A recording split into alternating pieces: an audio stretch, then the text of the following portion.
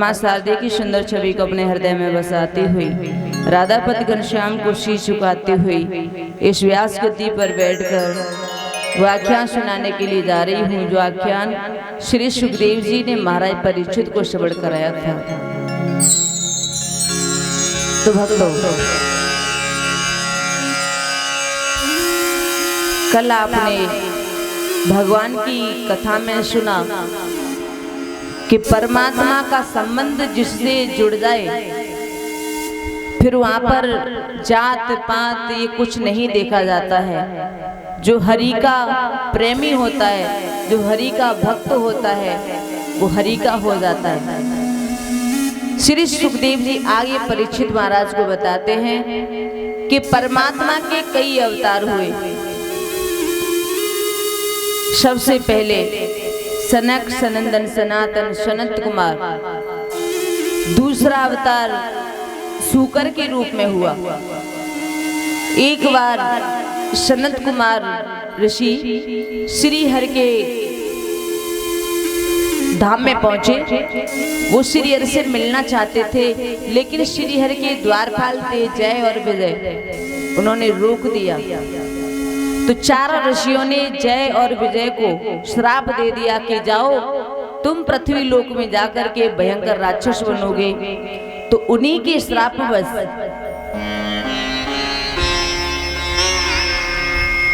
इनका जन्म पृथ्वी पर हुआ और कश्यप ऋषि की पत्नी दिति के गर्भ से इनका जन्म हुआ और इनका नाम पड़ा हिरण्यकश्यप और हिरणाक्ष। हिरणाक्ष बहुत बड़ा बलवान था। तो एक दिन हिरणाक्ष पृथ्वी को जल में डुबोने लगा और तभी श्री हरि ने शूकर अवतार लेकर के हिरण्याक्ष का वध कर दिया। उसके बाद श्री हरि ने कपिल के रूप में अवतार लिया। इतना सुना तो परीक्षित महाराज कहने लगे, प्रभु कपिल भगवान का अवतार कैसे हुआ, मुझे बताइए। इतना सुना तो श्री सुखदेव जी बताते हैं कि हे राजन, ब्रह्मा जी के जितने पुत्र हुए वो सभी विरक्त बन गए।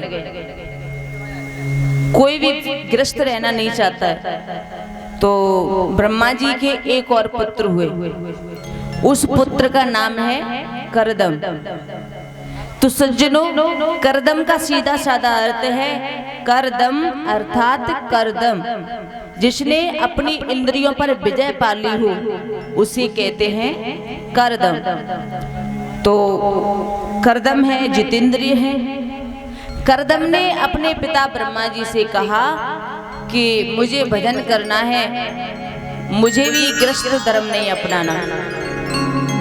तो ब्रह्मा जी ने समझाया, बेटा कभी कभी क्या होता है कि हम वैराग्य की बातें तो बहुत बड़ी बड़ी करते हैं, लेकिन वैराग्य के मार्ग पे जब चलते हैं तो बड़ी कठिनाइयां आती हैं। इसलिए संत का चरित्र, संत का जीवन ज्यादातर उसी का सफल होता है जो पहले ग्रस्त रह चुका हो, जिसने ग्रस्त जीवन भोग लिया। क्योंकि शास्त्र कहते हैं कि पहले ब्रह्मचर्य का पालन करो, फिर ग्रस्त जीवन में आओ, उसके बाद साधु जीवन व्यतीत करो, संन्यास ले लो। लेकिन परमात्मा की जिस पर विशेष कृपा होती है वो बचपन से ही ब्रह्मचर्य का पालन और पूरी जिंदगी ब्रह्मचर्य का पालन कर सकता है, पूरी जिंदगी भर ब्रह्मचारी रह सकता है। इतना सुना तो करदम जी वन में चल दिए। वहां जाकर के उन्होंने बहुत तपस्या की और तपस्या करते करते जब बूढ़े होने को आए तब एक दिन करदम के मन में विचार आया कि दुनिया के लोग विवाह करते हैं, अपना परिवार बसाते हैं, अपनी पत्नी के साथ विहार करते हैं, और हमें देखो कि हम यहाँ जंगल में अकेले पड़े हैं।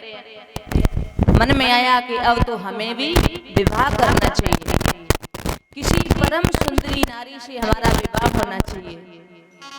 करदम ने मन में ऐसा संकल्प ले लिया और तभी भगवान मुस्कुराए हैं।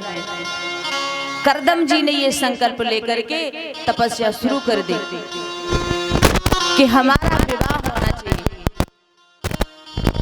और जब कर्दम ऋषि के मन में ये संकल्प आया, उसी समय मेरे प्रभु मुस्कुराने लगे हैं। परमात्मा ने सोचा कि कोई तपस्या करता है मुक्ति पाने के लिए, कोई तपस्या करता है भक्ति पाने के लिए, कोई तपस्या करता है मेरी प्राप्ति के लिए, लेकिन इन बूढ़ों महाराज को देखो, ये तपस्या कर रहे हैं अपना विवाह करवाने के लिए कि हमारा विवाह हो जाए। बड़ी विचित्र बात हुई है। तो देखो भैया, मन की गति बड़ी ही विचित्र होती है और मन को इतना हर किसी के बस की बात नहीं है। आप विश्वामित्र जी को देख लीजिए।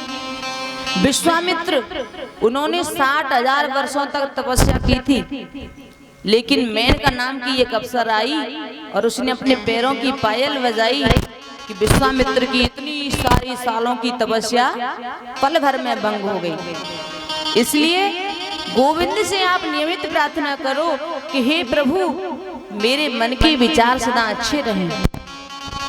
प्रातः उठ करके प्रभु से मंगलमय कामना करो कि हमारा जीवन आनंद में रहे।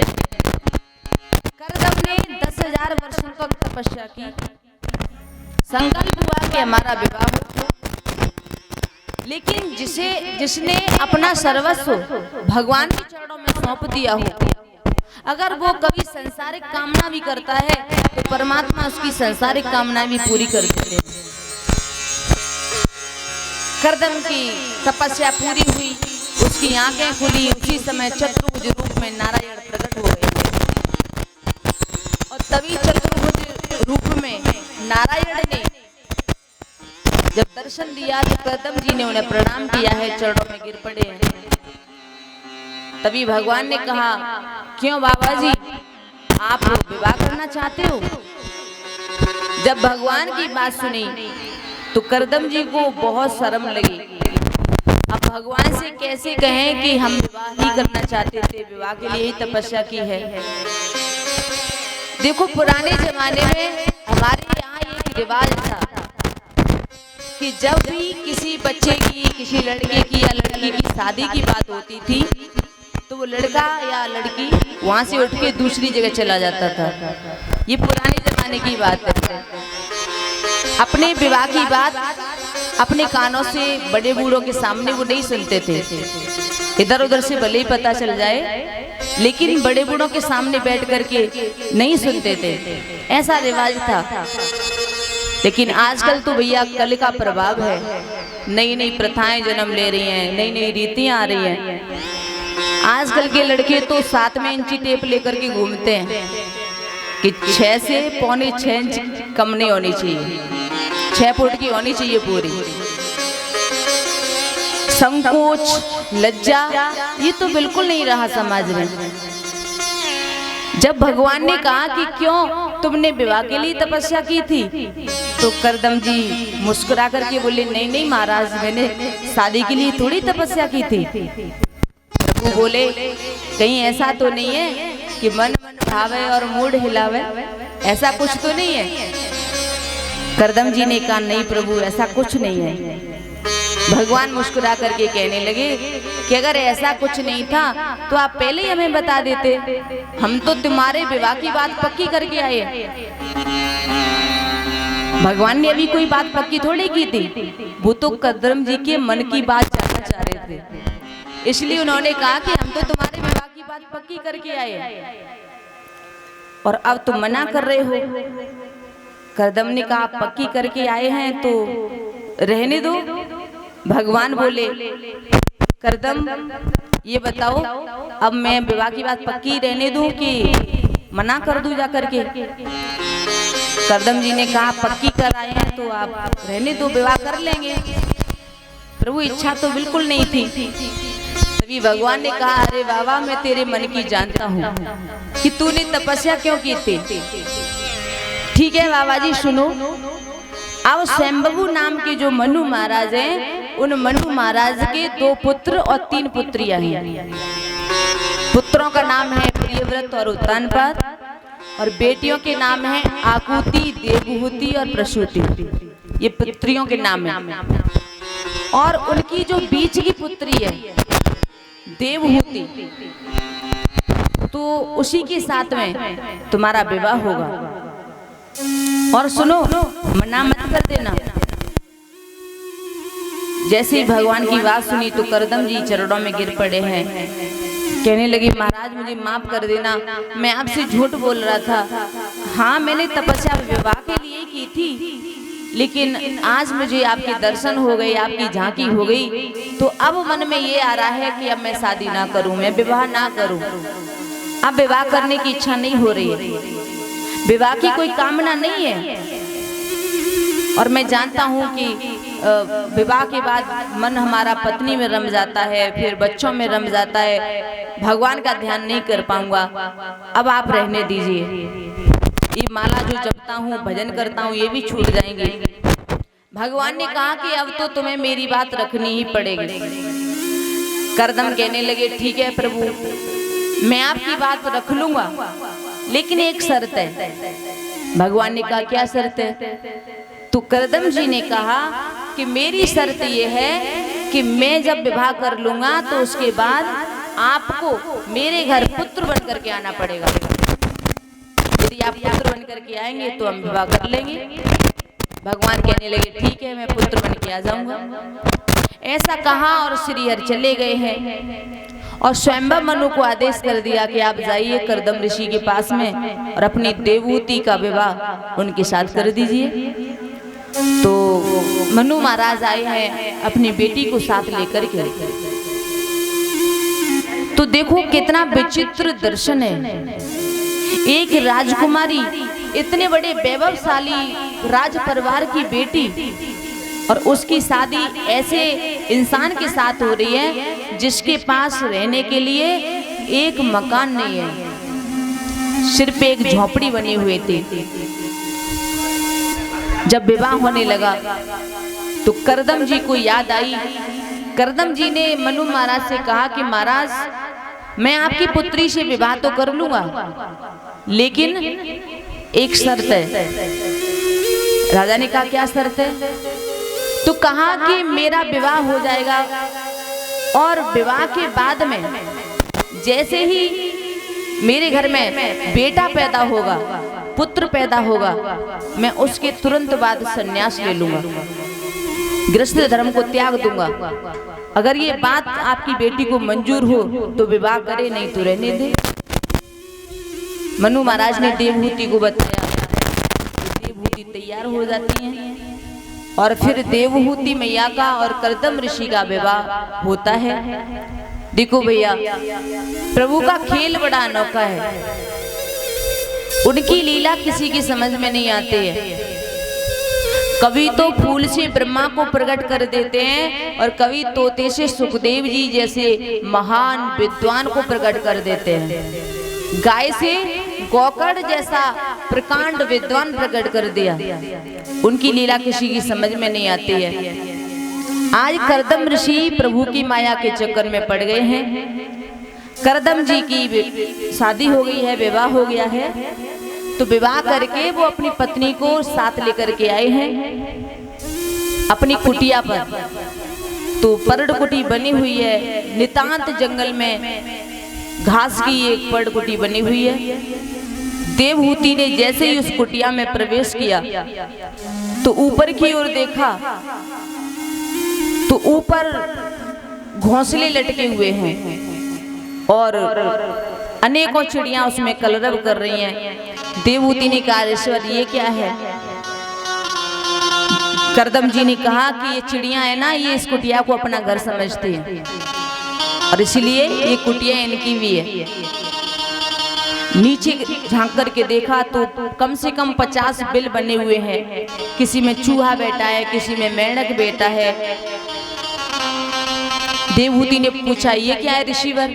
ऋषिवर ने कहा, ये भी इस कुटिया को अपना घर समझते हैं और इसलिए ये भी यहाँ पे रहते हैं। देवहूति ने पूछा, फिर आप कहाँ रहते हो? तो कहा, देखो वो सामने एक आसन पड़ा हुआ है, बस यही मेरी जगह है। ऐसा देखा तो देवहूति की आंखों में आंसू आ गए हैं। इतना बड़ा त्यागी महात्मा आज मेरा पति बन गया है। देवहूति ने कुटिया की खिड़की से झांक करके देखा तो आश्चर्य के मारे उनकी आंखें खुली की खुली रह गई। सामने झरना बह रहा है और उसके नीचे गाय हिरन एक साथ, शेर हिरन गाय ये सभी एक साथ पानी पी रहे हैं। तो कर्दम ऋषि की तपस्या के प्रभाव से वहां के जो हिंसक प्राणी थे उन्होंने अपनी हिंसा त्याग देते। कुटिया में सांप बिच्छू चूहा मेढक एक साथ रहते हैं। ऐसा दर्शन देकर के देवहूति मैया का हृदय गदगद हो गया है। तभी संत कर्दम जी ने अपनी पत्नी से कहा कि तुम्हें जो अच्छा लगे वो आप बनाओ, जैसी इच्छा हो वैसे इस कुटिया को संवारो, मैं थोड़ा ध्यान कर लूं भगवान का। कर्दम जी आंखें बंद करके भगवान के ध्यान में लीन हो गए हैं तो उनकी समाधि लग गई। अब यहाँ पर एक सत धर्मिणी के लक्षण देखिए। देवहूति मैया ने देखा कि मेरे पति तो समाधि में लीन हो गए, अब मेरा धर्म क्या है? तो भैया अपने पति की सेवा करने लगे हैं।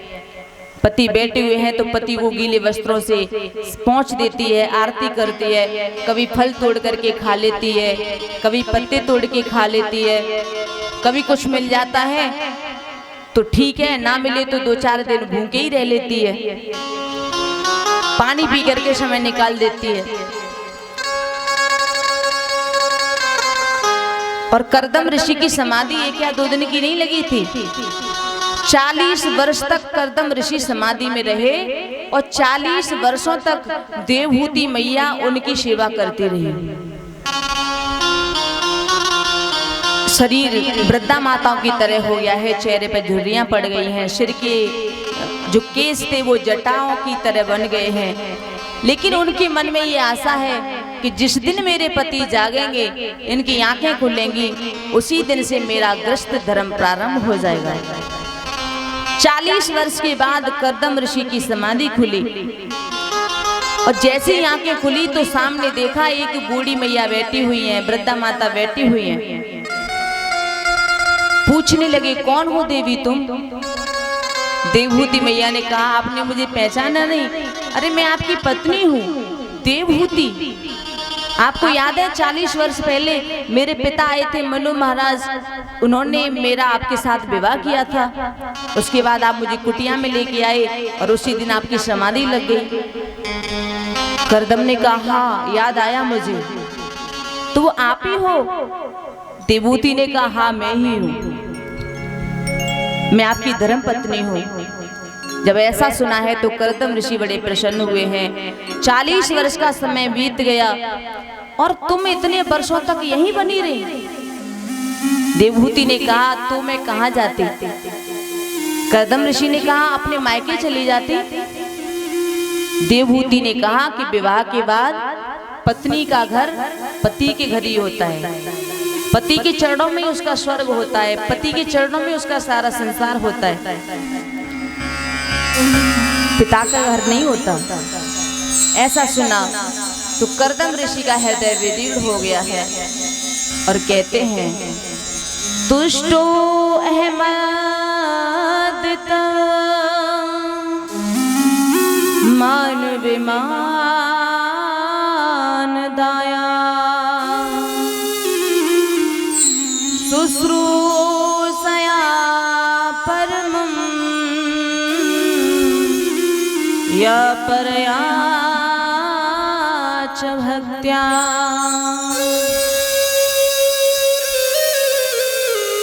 कर्दम ऋषि ने कहा कि मैं तुमसे बड़ा ही प्रसन्न हूँ, मेरे लिए तुमने इतना बड़ा कष्ट सहा, तुम्हारा शरीर सूख गया, सूखे पत्ते खा खा करके तुमने गुजर की, 40 वर्षों तक तुमने मेरी सेवा की।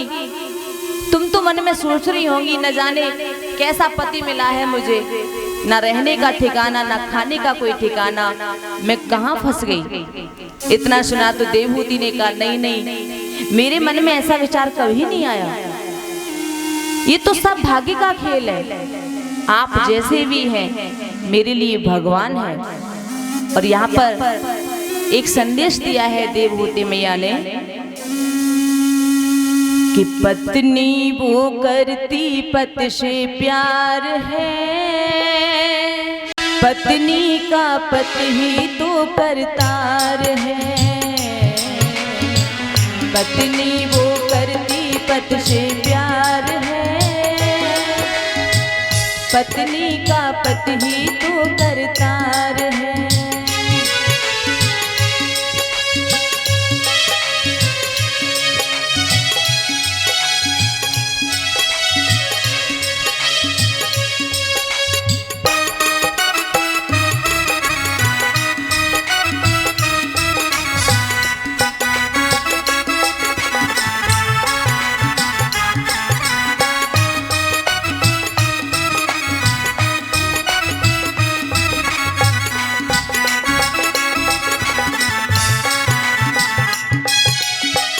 देवहूति मैया ने कहा कि हे पति देव, नारी तो वही है जो अपने पति से प्यार करती है, फिर उसका पति कैसा भी हो, कैसा भी बताया है।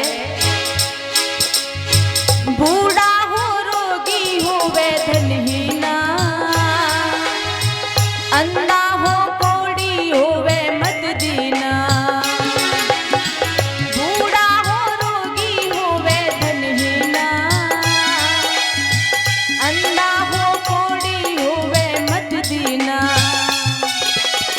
कैसा भी पति है वो श्रृंगार है, पत्नी का पति ही तो करतार है। पत्नी वो करती पति से प्यार है, पत्नी का पति ही तो करतार है।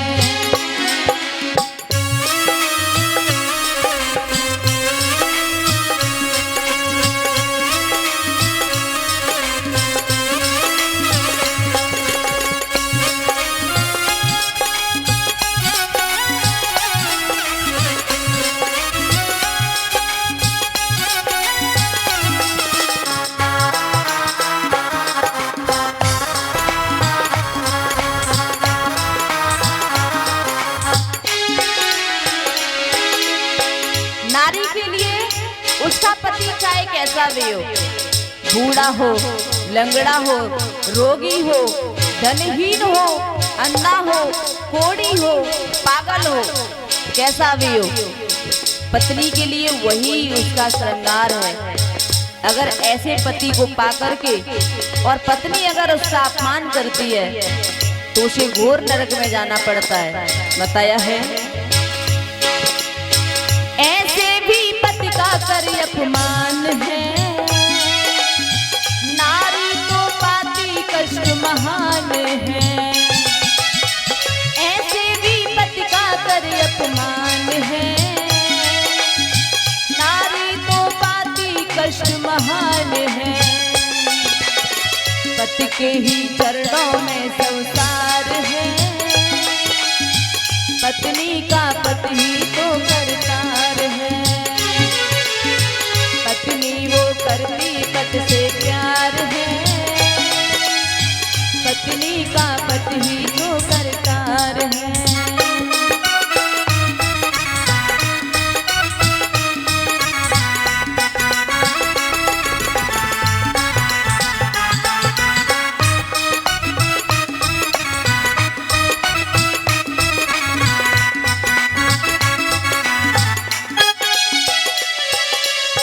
पत्नी वो करती पति से प्यार है, पत्नी का पति ही तो करतार है। पत्नी वो करती पति से प्यार है, पत्नी का पति ही तो करतार है। देवहूति मैया ने कहा नारी का वर्ण सिर्फ एक बार होता है, फिर चाहे उसे कैसा भी पति मिल जाए, जैसा उसके भाग्य में है मिलेगा। बस वही पति नारी के लिए सब कुछ है, सर्वस्व है, करतार है, परिवार है, संसार है, और कोई नहीं। तो भक्तों, करदम जी ने ऐसी बातें सुनी है तो कहा कि देवी आप थोड़ी देर के लिए अपनी आंखों को बंद कीजिए देवहूति मैया ने अपनी आंखों को बंद किया तो देखो उस संत की तपस्या का कमाल।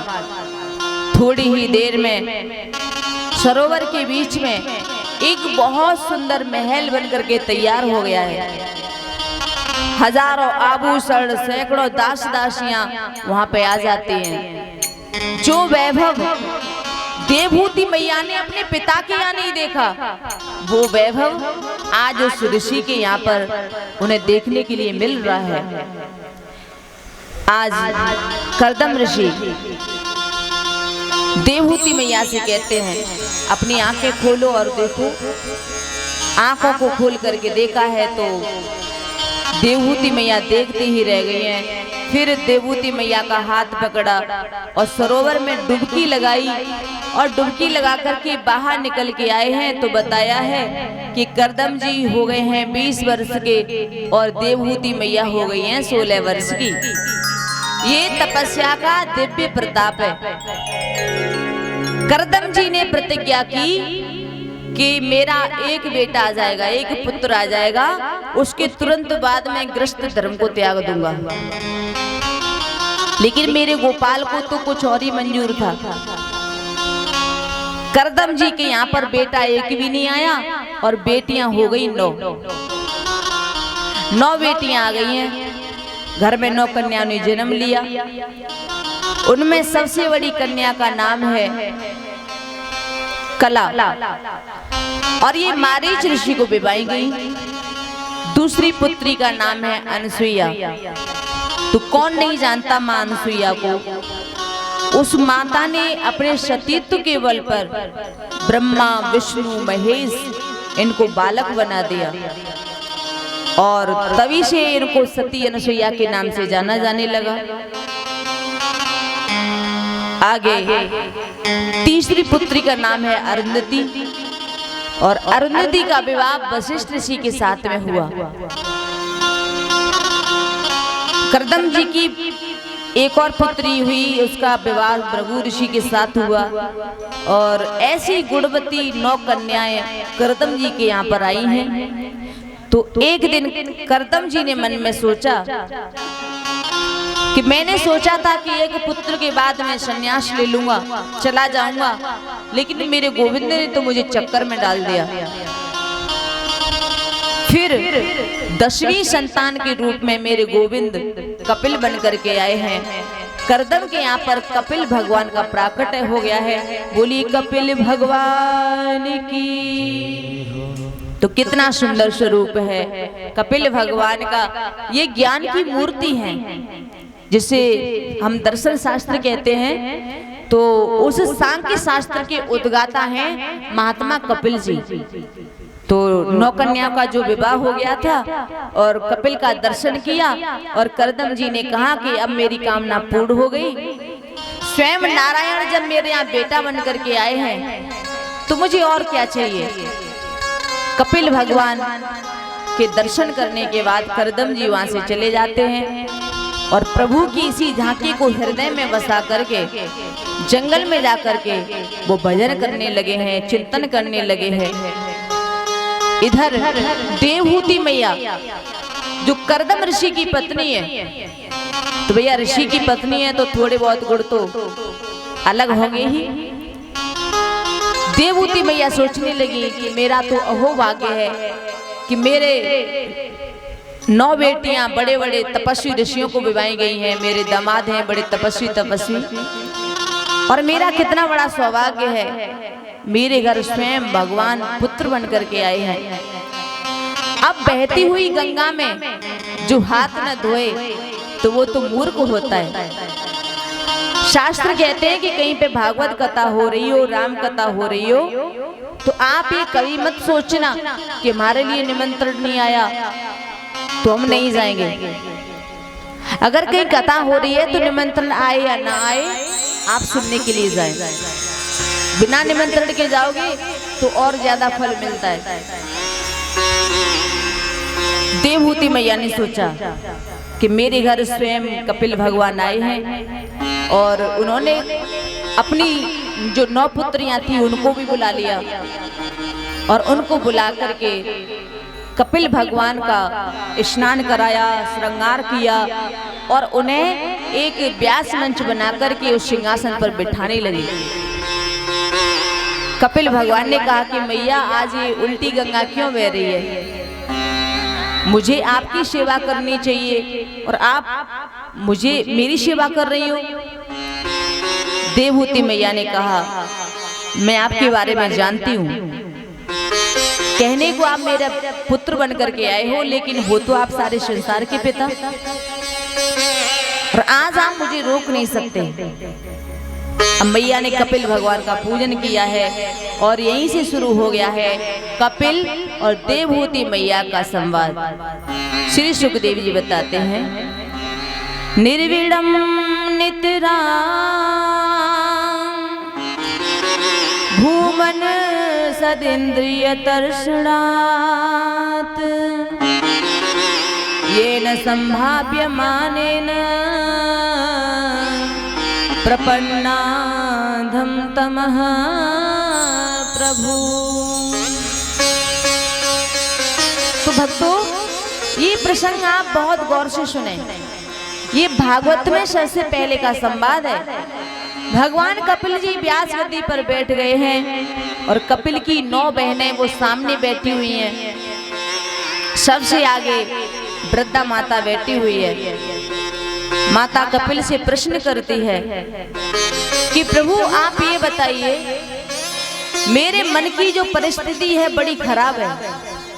ये जो 10 इंद्रियां है ना, 5 ज्ञानेंद्रियां, 5 कर्मेंद्रियां, ये मुझे अपनी अपनी ओर खींचती है। मेरी समझ में नहीं आता कि मैं क्या करूं। आंखें कहती हैं सुंदर रूप देखो, कान कहते हैं सुंदर संगीत सुनो, नासिका कहती है सुंदर सुगंध सूंघो, और रसना ये तो सुंदर सुंदर पकवान मांगती है।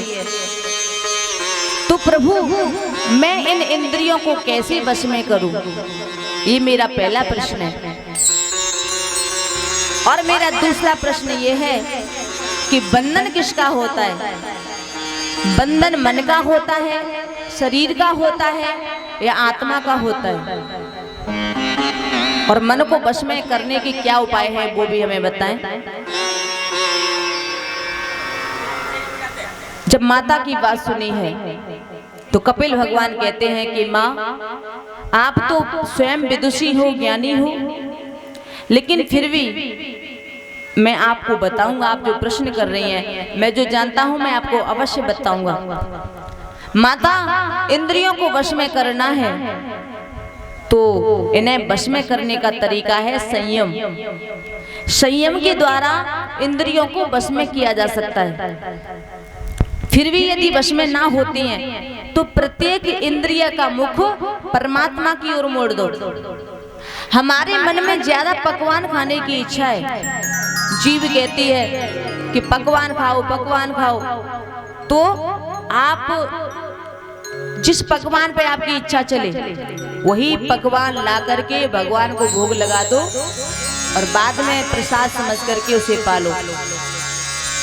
गोविंद का भोग लगा करके तो जीव की वस्तु उसे मिली, लेकिन परमात्मा से संबंध जोड़ करके, इसलिए उसका दोष नहीं रहता है। दूसरी बात, बंधन, जहां तक बंधन का कारण है तो आत्मा का कभी बंधन नहीं होता, और आत्मा की मुक्ति का सोचना भी अपराध है, क्योंकि जिसका बंधन नहीं होता उसकी मुक्ति क्या होगी? बंधन और मुक्ति आत्मा की नहीं होती, ये मन की होते हैं। ये मन ही हमारा बंधन में डालता है और मन ही हमें मुक्त करवा देता है। यदि विषयों के प्रति हमारा मन आसक्त है तो हम बंधे हुए हैं, और मन अगर विषयों से हट गया तो हमारी मुक्ति हो गई। इसलिए मन को विषयों से अलग हटाओ, और मन को विषयों से अलग हटाने का पहला तरीका है सत्संग। सत्संग करें। महापुरुषों के सामने बैठ करके परमात्मा की लीलाओं का रसास्वादन करें, क्योंकि भगवान के बारे में जब तक आप नहीं जानोगे, जब तक भगवान के बारे में आपको जानकारी नहीं होगी, तब तक आपका मन उनमें लगेगा कैसे। बताया है कि जाने बिन ना कोई प्रतीति,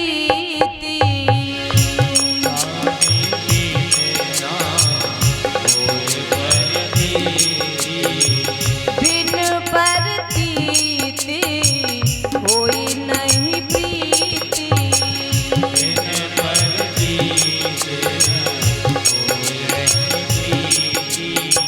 जाने बिना ना होई प्रतीति,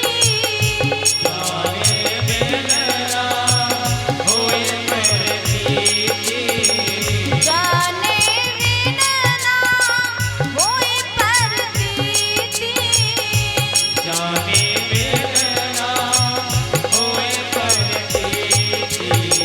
बिन प्रतीति होई नहीं प्रीति।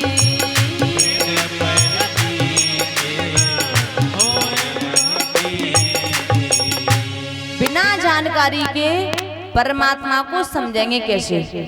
इसलिए सत्संग में जरूर जाना। सत माने अविनाशी, संग माने संग करा देना। परमात्मा का जो संग करा दे उसी को हम कहते हैं सत्संग। आप सत्संग बोले या सत्य संग बोले, बात एक ही है। सत्संग करें, धीरे धीरे कृष्ण के चरणों में आपका मन लगेगा। और मन को वश में करने का दूसरा तरीका है अष्टांग योग, यम नियम, आसन, प्राणायाम, प्रत्याहार, धारणा, ध्यान और समाधि। ये 8 उपाय हैं। अहिंसा सत्यमस्तेयं यावदर्थ परिग्रह, ब्रह्मचर्य तपः शौचम स्वाध्याय पुरुषार्चनम,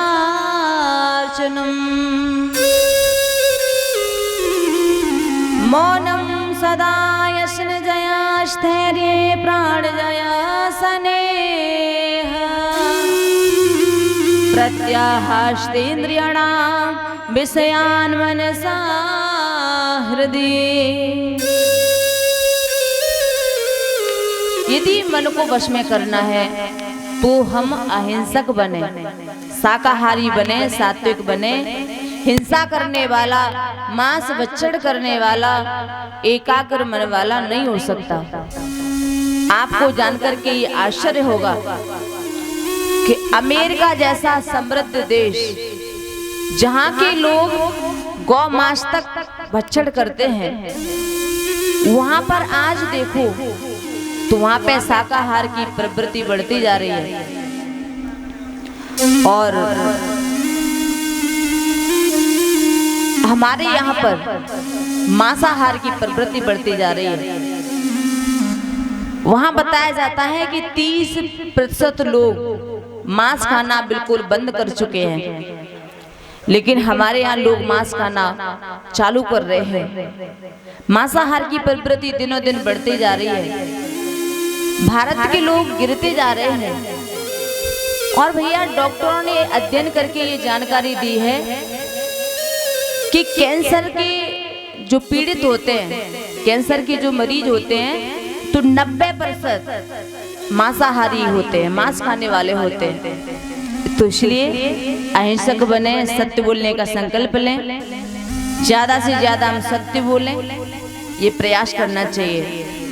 ब्रह्मचर्य का पालन करना चाहिए, संयमित जीवन जिए, सुबह जल्दी उठ जाना चाहिए और उठते ही हाथ पांव धोकर के पलंग के पास में बैठ जाओ और ये विचार करो कि मैं भगवान का एक पार्षद हूँ, एक भक्त हूँ।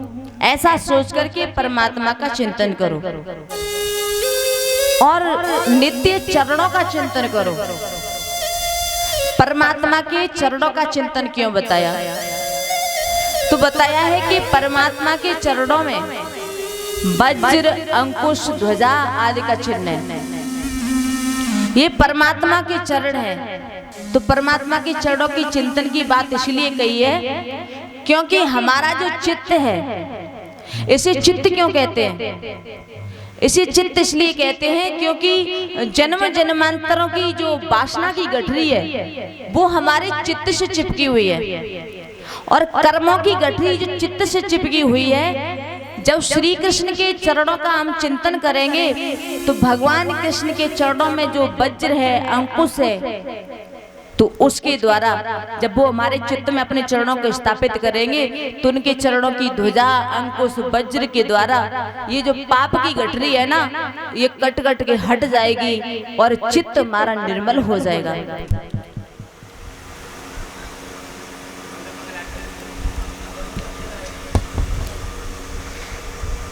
और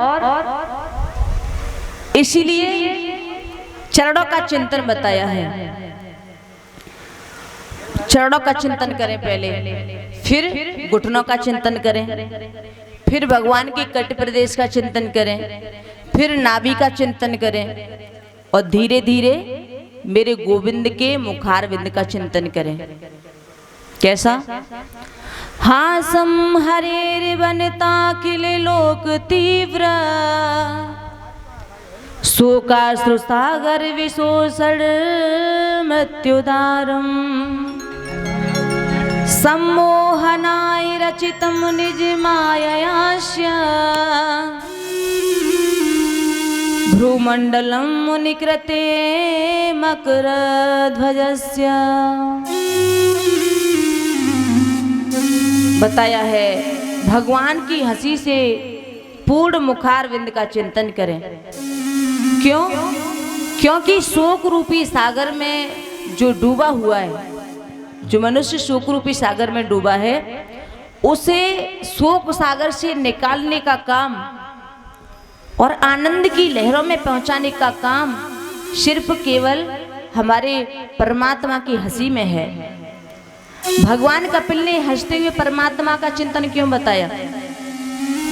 तो देखो भैया, जितने भी परमात्मा के चरित्र हैं, जितनी बार भी उन्होंने अवतार लिया है, उन सभी के चरित्र में देखिए तो सबसे ज्यादा कष्ट, सबसे ज्यादा संकट हमारे कृष्ण के चरित्र में आता है। और किसी अवतार में इतना कष्ट, इतना संकट उनके ऊपर नहीं आया। आप भगवान कृष्ण के चरित्र पर एक नजर डालें। इनका जन्म कहाँ हुआ? जहाँ पे चोर, डाकू, लुटेरे रहते हैं, जेल में। जेल में इनका जन्म हुआ। जन्म लेते ही गोकुल भागना पड़ा, और वहां पे केवल 7 दिन के थे, तब तक पूतना पहुंच गई मारने के लिए। फिर तृणावत पहुंचा, सकटासुर पहुंचा, कुछ बड़े हुए तो फिर गिरिराज भी को उठाया, अघासुर, बकासुर, व्योमासुर, धैनकासुर, केसी, पता नहीं कितने राक्षसों को मारना पड़ा। 11 वर्ष 56 दिन के कृष्ण ने सैकड़ों राक्षसों को मार डाला। फिर कंस से जाकर के युद्ध किया। मथुरा में शांति नहीं मिली, जरासंध ने मथुरा को घेर लिया, तो वहां से भाग करके फिर द्वारका में पहुंच गए। फिर महाभारत में उन्होंने पांडवों का साथ दिया। उसके बाद उनका जो परिवार था वो आपस में लड़ झगड़ करके वो सभी उनके सामने मारे गए। कृष्ण की आंखों के सामने ही 99 लाख से यदुवंशी उनके सामने ही नष्ट हो गए, स्वाहा हो गए। लेकिन मेरे गोविंद को एक दिन भी सुख नहीं मिला। लेकिन कभी भी प्रभु अपने सर पे हाथ रख करके ऐसे नहीं बैठे। ऐसा कहीं वर्णन नहीं आता है कि मेरे प्रभु कभी दुखी हुए हों, हमेशा मुस्कुराते रहे। इसका मतलब क्या है? इसका मतलब यह है कि मेरे कन्हैया ये बताना चाहते हैं कि आपके जीवन में कितना भी संकट आए, लेकिन आप घबराओ मत, रो मत, अहरने से मुस्कुराते रहो। सदैव प्रसन्न रहना ये मेरे कन्हैया की पहली भक्ति है। आपने सुना होगा जो उल्लू होता है उसको दिन में दिखाई नहीं देता, और कौआ होता है उसे रात में दिखाई नहीं देता। कौआ कहता है कि हमेशा दिन बना रहे, उल्लू कहता है कि हमेशा रात बनी रहे। तो कौआ के चाहने से, उल्लू के चाहने से कभी दिन रात में नहीं बदल सकता, रात दिन में नहीं बदल सकती।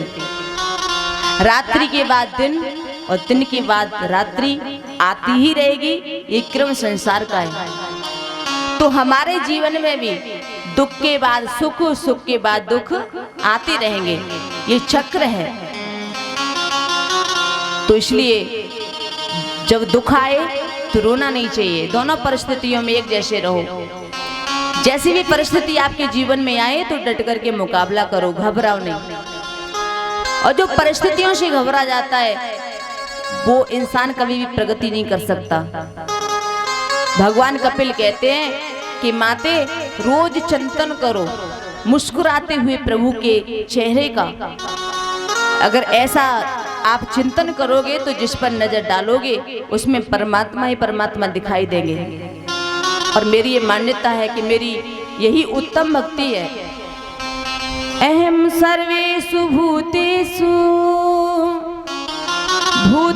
भूतात्मावस्थितः सदा तमवज्ञाय माममत्यर्ह कुरुते यर्चा विडम्बनम्। भगवान कपिल कहते हैं कि कण कण में रहने वाले मुझ परमात्मा को जिसमें आपने सब में नहीं देखा, तो उस व्यक्ति की मूर्ति पूजा भी वैसी ही है जैसे राख में किया गया हवन हो। मंदिर हम जरूर जाएं, मंदिर में पूजा करें, परमात्मा का वंदन करें, आरती करें, लेकिन आप अपने मन में ये बात जरूर बिठाएं कि जो परमात्मा मंदिर में बैठा है वो कुत्ते में भी है, वो गधे में भी है। देखो महाराष्ट्र में एक संत हुए थे, एकनाथ जी, बहुत सुंदर कथा आती है।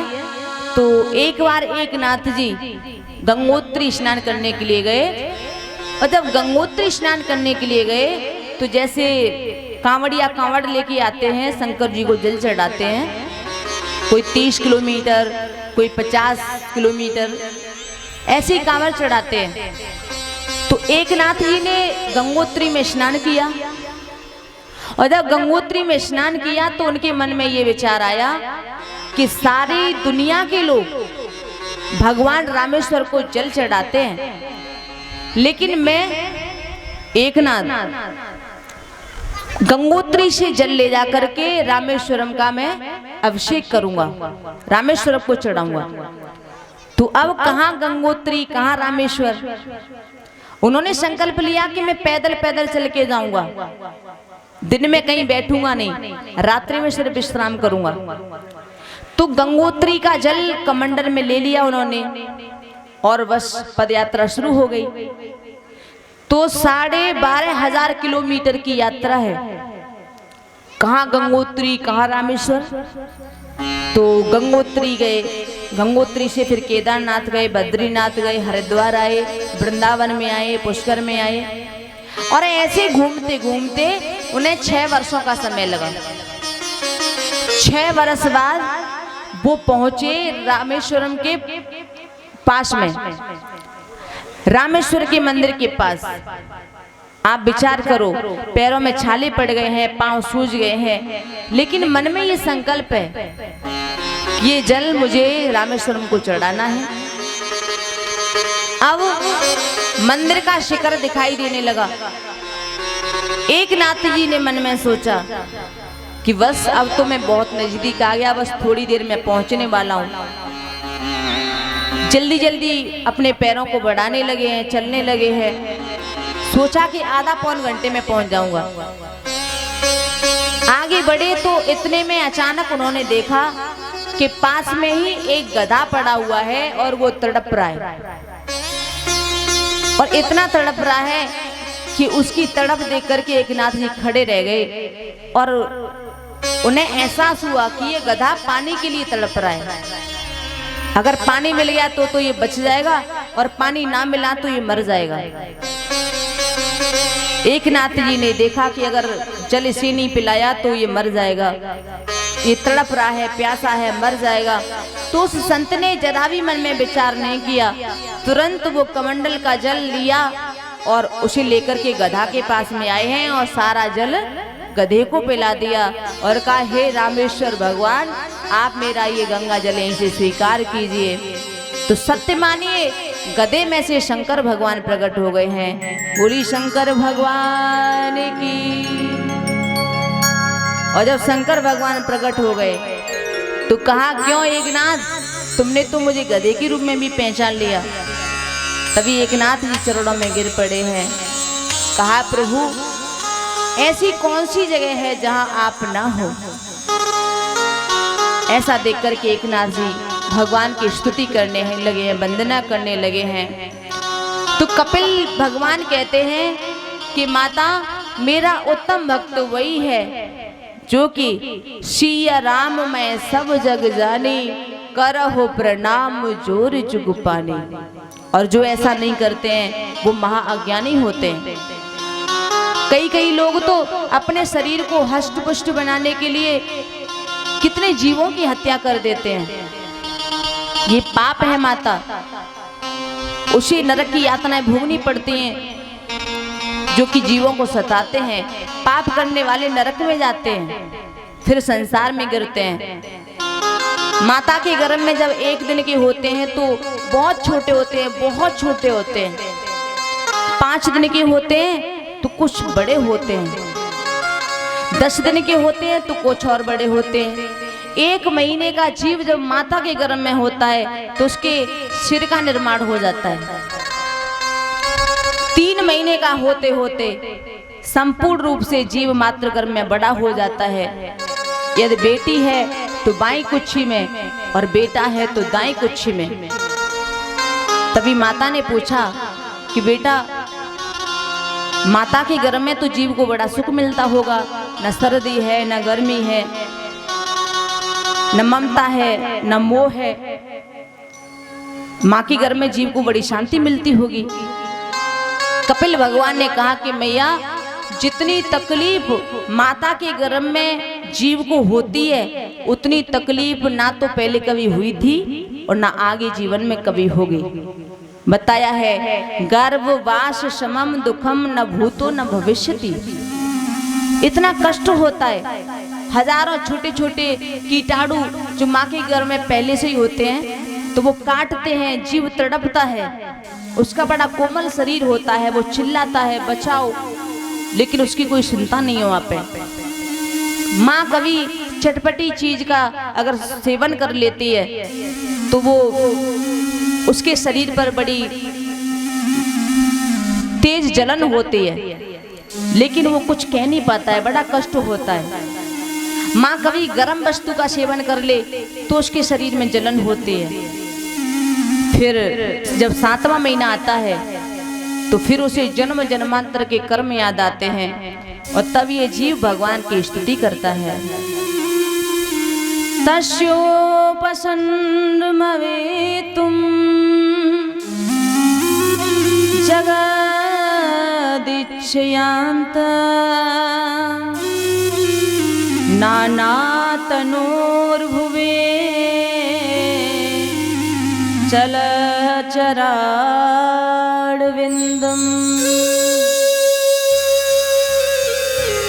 माता के गर्भ में जब जीव होता है तो जीव कहता है, प्रभु मुझे आप इस गर्भ से निकालो, मुझे गर्भ से बाहर करो। प्रभु मैं ऐसा भजन करूंगा कि फिर कभी मुझे इस गर्भ में ना आना पड़े। तभी भगवान कहते हैं कि तुम गर्भ में ही स्तुति करते हो, बाहर जाकर के सब कुछ भूल जाते हो।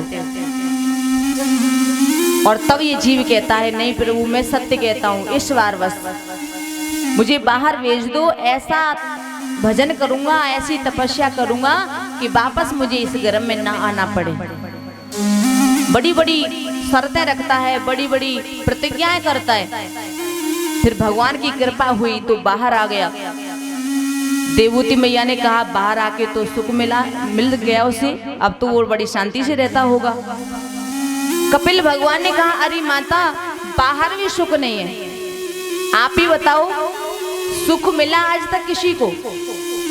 संसार में कितने लोग हैं, बड़े बड़े अरबपति देखे हैं, बड़े बड़े पैसे वाले देखे हैं, और उनसे आप पूछना कि भैया संतुष्ट हो आप अपने धन दौलत से, तो वो मना करेगा। कार्य हम पे क्या है, हम कहाँ सुखी हैं। कि दीन कहे धनवान सुखी, धनवान कहे सुख राजा को भारी, राजा कहे महाराज सुखी, महाराज कहे सुख इंद्र को भारी, इंद्र कहे सुख चतुरानन को, और ब्रह्मा कहे सुख विष्णु को भारी, तुलसीदास विचार कहे हरि भजन बिना हर जीव दुखारी। इस संसार में कौन सुखी है? बड़े बड़े पैसे वालों से पूछो तो वो कहते हैं भैया हमसे ज्यादा सुखी तो ये मुख्यमंत्री हैं। मुख्यमंत्री से पूछो तो वो कहते हैं प्रधानमंत्री हैं। प्रधानमंत्री से पूछो वो कहेंगे कि इंद्र हमसे ज्यादा सुखी है। इंद्र से पूछो वो कहते हैं कि ब्रह्मा जी ज्यादा सुखी हैं। ब्रह्मा जी से पूछो तो ब्रह्मा जी कहते हैं कि श्री हरि ज्यादा सुखी हैं। संसार में कोई भी सुखी नहीं है, अगर है तो वो है राम का भक्त, राम का दास, वो ही सुखी रह सकते हैं और कोई सुखी नहीं रह पाएगा। सुखी वही है जो मेरे गोविंद के परम लाडले बन गए हैं। कपिल भगवान ने कहा कि माता बाहर भी सुख नहीं मिलता है। अरे काहे का सुख? बालक जन्म लेता है, पालने में सो रहा है, उसे खटमल खा रहे हैं, लेकिन वो बता नहीं सकता। कुछ बड़ा हुआ तो बच्चे ने अपने मन को 3 जगह बांट दिया, माता, पिता और बड़ा भाई। फिर और बड़ा हुआ तो उसका मन मित्रों में बट गया। अब भैया पढ़ने के लिए जा रहे हैं, मात पिता बालक ने बुलामे, उदर धरे सोई धर्म शिका में। अब पेट भरने की विद्या सीखने के लिए जा रहे हैं, पढ़ लिख करके डिग्रियां लेकर के आए हैं। फिर माता पिता ने विवाह कर दिया, शादी हो गई। अब माँ के प्रति जो ममता थी, पिता के प्रति जो अनुराग था, वो सारी ममता, सारी अनुराग की डोरी श्रीमती जी के चरणों में ला करके रख दी। अब तो भैया हाई कमान का जो आदेश होगा वही होगा। युवावस्था में ऐसे ही बीत जाती है। फिर आया बुढ़ापा तो रोगों ने ग्रस लिया, और जैसे ही जीव आता है वैसे ही जीव चला जाता है। पुनरपि जन्मम पुनरपि मरणम। ये जीव बार बार जन्म लेता है, बार बार मरता है और बार बार माता के गर्भ में आता है। इस आवागमन से छुटकारा नहीं मिल पाता। बताया है तस्मान कार्य संत्रासो न कार्यन्यम न संभ्रमा, बद्ध्वा जीव गतिम धीरो मुक्त संग चरेदहे। मेरे भैया, इस संसार की विषम परिस्थितियों में हमें यही शिक्षा लेनी चाहिए कि माना कि कर्म हम सब संसार के करें, लेकिन परमात्मा के प्रति हमारा प्रेम होना चाहिए। और परमात्मा के प्रति प्रेम करने के 3 साधन हैं। भक्ति की 3 धारा है। भक्ति आरंभ होती है विश्वास से। परमात्मा के प्रति विश्वास करो, बिना विश्वास की भक्ति नहीं हो सकती। यदि विश्वास नहीं है तो आप कितनी भी पूजा कीजिए, कोई लाभ होने वाला नहीं है। अब ऐसी भक्ति तो बेकार है कि ओम जय जगदीश हरे आरती कर रहे हैं और तब तक कुत्ता आ गया तो कुत्ते को फटकारने लगे, ये कुत्ता आ गया ऐसे मारो, तो ऐसी भक्ति तो बेकार है। दूसरी धारा है संबंध। परमात्मा से संबंध जोड़ लो, और बिना संबंध के भक्ति नहीं होती है।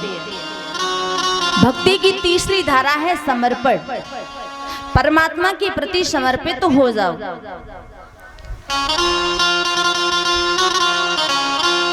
माता ने कहा कि तो बिल्कुल सत्य है, लेकिन परमात्मा के प्रति समर्पण, विश्वास, संबंध ये तीनों होंगी कैसे?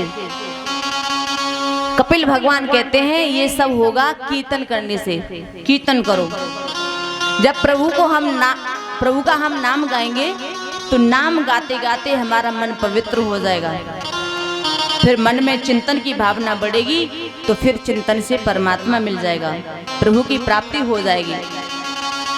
देवहूति मैया यहाँ पे पूछती हैं कि बेटा कुछ लोग ये कहते हैं कि बिना भाव के कीर्तन करना बेकार है, क्या फायदा बिना भाव के कीर्तन करने से?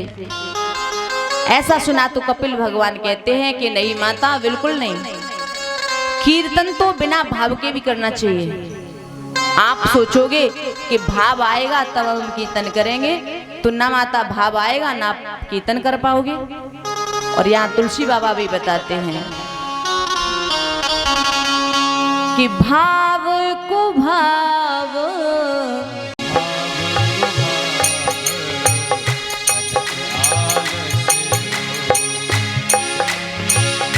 नाम जपत मंगल रिस दस हो। नाम जपत मंगल रिस दस हो। भाव को भाव अनक आलस हो। भाव को भाव अनक आलस हो। नाम जपत मंगल दस दिस हो। नाम जपत मंगल रिस दस हो। नाम जपत मंगल दस दिस हो। नाम जपत मंगल दस दिस हो। बाबा जी कहते हैं कैसे भी हो नाम जपते रहो। देखो भैया, जब किसान खेत में बीज बोता है तो वो ये कभी नहीं देखता कि ये टेढ़ा जा रहा है कि सीधा जा रहा है। उसे तो बस बीज बोने से मतलब है। बस एक बार खेत में बीज बो दिया तो बिना उगे नहीं रह सकता। इसलिए नाम को कैसे भी गाओ। देखो, मूर्ख कहता है विष्णाय नमः विष्णाय नमः, विद्वान कहता है विष्णुवे नमः विष्णुवे नमः। तो उस परमात्मा का नाम कैसे भी लो, परंतु विश्वास, संबंध और समर्पण ये सच्चा होना चाहिए, तो आपको परमात्मा अवश्य मिलेगा। परमात्मा का कीर्तन गाओ। हम जितना जोर से गाएंगे, जितना कीर्तन शरीर लहरी को हम आगे बढ़ाएंगे, उतना ही कीर्तन बढ़ता रहेगा। ये कीर्तन ही एक ऐसा होता है कि जितना आप खर्च करोगे उतना ही बढ़ेगा। कीर्तन की स्वर लहरी को आप जितना गाएंगे उतना ही आनंद आएगा। और गोविंद के नाम में ये सामर्थ्य है कि विश्वास, संबंध और समर्पण ये तीनों अगर पक्के हैं तो आपको प्रभु अवश्य मिल जाएंगे। इतना सुना तो देवहूति मैया का हृदय गदगद हो गया है, प्रमुदित हो गया है, हर्षित हो गया है और वो प्रेम की धारा में बहने लगी है। देखो भैया, प्रेम की 9 परिस्थिति होती है और 10वीं परिस्थिति पे जब व्यक्ति पहुंच जाता है तो उसका सारा शरीर पानी बन करके बहने लगता है। ऐसा ही देवहूति मैया के साथ में हुआ। उनका सारा शरीर पानी बन करके बहने लगा है, सिद्धदा नाम की नदी बन गया है। महाराज कपिल ने उनको प्रणाम किया, जल का आचमन करके और सीधे गंगा सागर में आ गए हैं। और ये गंगा सागर क्षेत्र हम सभी जानते हैं बड़ा पावन है, बड़ा पवित्र है। मकर संक्रांति के दिन लोग वहाँ पे जाते हैं और वो कपिल भगवान का ही आश्रम है और वहाँ पे कपिल भगवान के हमें दर्शन होते हैं। बोली वृंदावन बिहारी लाल की जय हो। तो ये श्रीमद् भागवत कथा सार का 3 स्कंद यहाँ पे समापन होता है। आगे 4 स्कंद की आप कथा सुनेंगे। उससे पहले बड़े भाव से भगवान का कीर्तन बोलें। और फिर सुनेंगे भगवान की रसमयी कथाएं।